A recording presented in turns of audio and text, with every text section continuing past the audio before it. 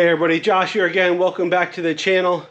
Hey guys, today's video is going over a lift stand for the DRZ 400. So, you know guys, I wanted to get some kind of stand that I could put under the center, like an MX stand or something like that, that was easy to put the bike up and down on, and just for maintenance, installations, things like that, chain maintenance stuff. It's always good just to have the bike elevated to a point where the rear tire is just free to spin and stuff like that. So, I personally went out and bought the Trackside aluminum MX stand.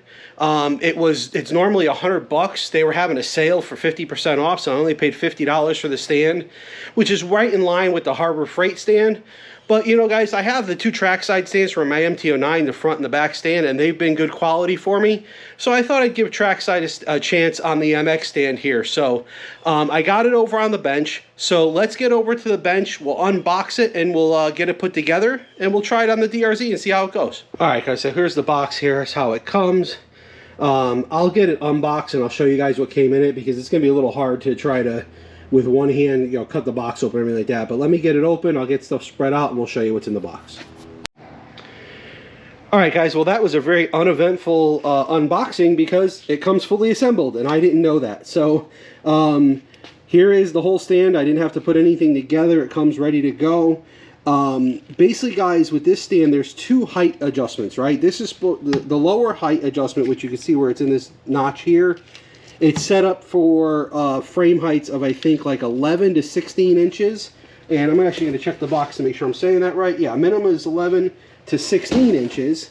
And then what you can do is you can take this bolt out right here, take this top section off the frame, flip it around, and put the bolt back through this side here. And then that gives you like a 13 to 17 inch range. So if I remember correctly, guys, when I measured the bottom of the DRZ, it's at like 14 or 15 inches off the ground standard. So I think we're at the right height right now. Basically what's going to happen now, guys, is when you put this under the bike, you step on this pedal right here, it raises the bike up and then locks in place. And then when you're ready to put it down, you can put a little pressure here, and then it lowers the stand back down again. So we're going to get this under the bike. I'll get the camera set up on the tripod, and we're going to try this thing out and see how it works with the DRZ. Previous, guys, I was using just a floor jack with like a block of wood, and don't get me wrong, it does the job. It gets it off the ground, but it's not very stable and stuff like that. So I'm hoping with these big wide feet that it has, and this rubber pad to protect the bottom, that that this will be a much more stable platform when I'm doing maintenance or working on the DRZ. So let's get the camera on the tripod, let's get this under the DRZ, and let's try it out. Alright guys, one quick correction. The way it came out of the box with with showing both of these tabs on both sides, that's the higher setting. It's actually a piece of metal that comes out. Actually, let me grab it. I have it over here on my bench. So there's actually a section of metal that comes out. So if you want to use the higher setting, that would actually be underneath here and installed on there and bolted to these little tabs here. And that's how you would get the extra couple inches. So I went to go put it under the bike, realized it didn't fit, and then was like, oh wait, it must be because it's on the higher setting. So now we are in the lower setting, where this is at about 11 inches to get under the bike, and then you step on the pedal to stand it up. So we'll get the tripod set up now, and now we'll put the bike on the stand. Sorry guys, a little mush mouth this morning, but we'll put the bike on the stand and see how it works. Alright guys, so I'm going to position the stand under the bike here. I'm playing with it a little bit, guys. I think we're going to have to be about between the foot peg and the brake pedal for it to leave room once I stand the bike up straight. And, you know, want to be able to push on that pedal so that I can raise the bike off the ground. I've been playing with it a little bit, so I can show you guys how to do it without a lot of extra stuff. But once it's up on the stand, guys, it seems pretty steady. So here it is. I got it positioned where I think I want it. I'm going to turn my wheel straight. I'm going to pull the bike up onto its level, so it's up on straight, and then I'm just going to step on this pedal here, guys, and push down with my foot, and bam, the bike is up in the air now. And guys, once it's up in the air, it's pretty steady up there. I mean, I don't feel like it's going to fall off of there. And overall, let me grab the camera here if I can get it out of the thing here. Overall, guys, it looks like it's going to be pretty steady. And you can also play with that stand, guys, a little bit too.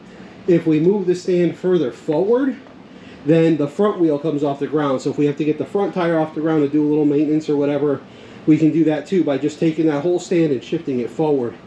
I also chose to work from that other side of the bike because of the kickstand and stuff like that, guys. I don't know, it's an old habit of mine, and I know a lot of other guys do it too because it's just good practice, but I always leave the kickstand down on any bike that has a kickstand while I'm doing this kind of work, because then when I go to take it off, I have someplace to set the bike. I don't forget about it. But you can see here, guys, now that it's up off the ground here, I got free reign to, you know, do chain maintenance, do anything to the rear. Plus, guys, you know, when the bike is on its kickstand, it's leaning towards me right now, it would be. And, you know, that makes it a little harder to work on. Right now, with it up in the air like this, you get a good clean side view of the bike and stuff like that when it's straight up and down. Similar to when, you know, your sport bikes in my MT-09 or something's on the rear stand. So, but overall, guys, I think I'm pretty impressed with the quality of stand, especially when it's 50% off. You know what I mean? I don't know, for $100 it might be a little pricey, but at you know, they were running a special right now and it was 50 bucks, and it's seems like a good stand to me. And then to get it off the bike, guys, just obviously hold the bike, grab the handlebars or whatever, and then you just pick up on this bar a little bit and it's going to just drop right off the bike and you can put it back on its kickstand. All right, guys, so that's the Trackside adjustable lift stand, MX style stand from CycleGear. I think you get them at Revzilla too. They're all one company now, guys, but I happened to pick this one up at my local CycleGear after ordering it online. Overall, guys, pretty happy with it. Definitely better than the jack and the block of wood I was using before. And guys, you know, I wasn't keen on a standard MX stand, only because like this fixed ones, because you got to pick the bike up, put it on there, things like that. And you know, I want something that was a little bit easier for me to get up and off the stand. So I chose to go with that stand. And overall, guys, I think it's a pretty good quality. Only time will tell, though. But if it's anything like the front and rear stand that I got from Trackside for my MT-09, I'm going to get a lot of years of use out of it and be very happy with it. Until the next one, guys, you stay safe.